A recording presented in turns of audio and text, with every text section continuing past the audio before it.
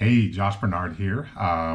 We've got some crazy times going on, and I hope everybody is out there staying safe. I wanted to bring in some information, especially in the real estate side.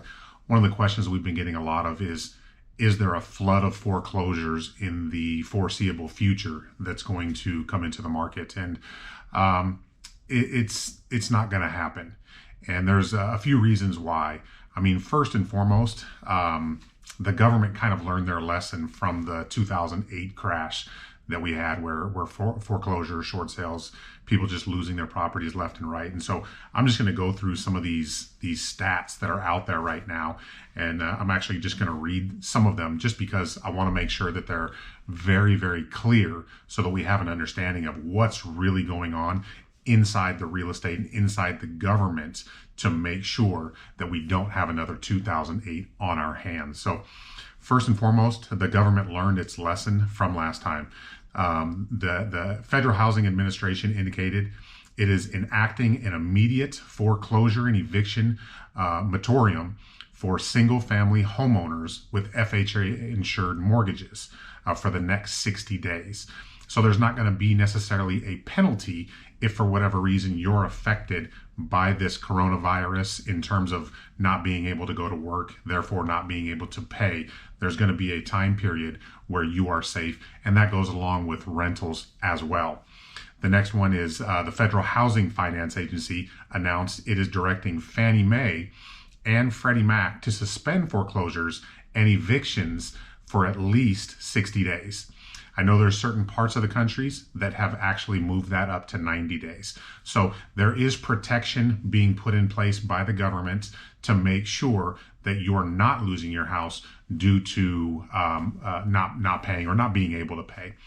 The second one is homeowners. We've learned our lesson. In 2005, 6, and 7, homeowners used their house and their equity basically as an ATM machine, but they weren't taking it out in most cases in order to better themselves or better their situation, buying more property, stocks, those types of things, investments. We were taking it out to get boats, Sea-Doos, cars, those types of fun things, lavish vacations.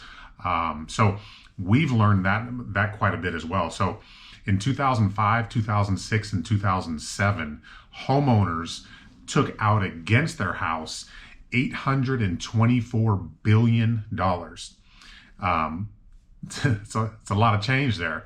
So the last couple of years, so 2017, 2018, and 2019, homeowners took out $232 billion against their houses. So, I mean, we look at those numbers and those are huge numbers. But homeowners have taken out only a third of what they did back in the right before the real estate crash of 2008. So that homeowners are learning their lesson as well.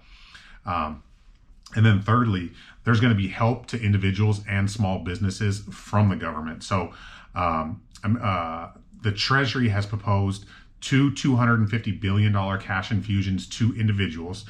The first set of checks is going to be issued starting on April 6th, and then a second wave into mid-May. The amounts will depend on the income and also the size of the family. So there's basically a stimulus package that is being proposed and being hopefully put out into the country to make sure that there is still some financial gain, some money that is coming in, especially to those that are really, really hit by this pandemic. So biggest thing right now is stay safe. Let's get past this. We will get past this. And there is hope once we get on the outset of this pandemic, this virus. I do truly believe that we are going to kind of get back to normal. It may take a few months to really, really get back to normal. But this is more of an event versus a crash.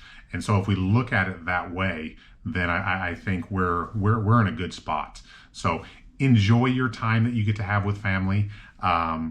Enjoy the growth that we can have in these moments. I think life in general will just kind of stand still for a little bit, and we have the opportunity to really infuse growth into ourselves.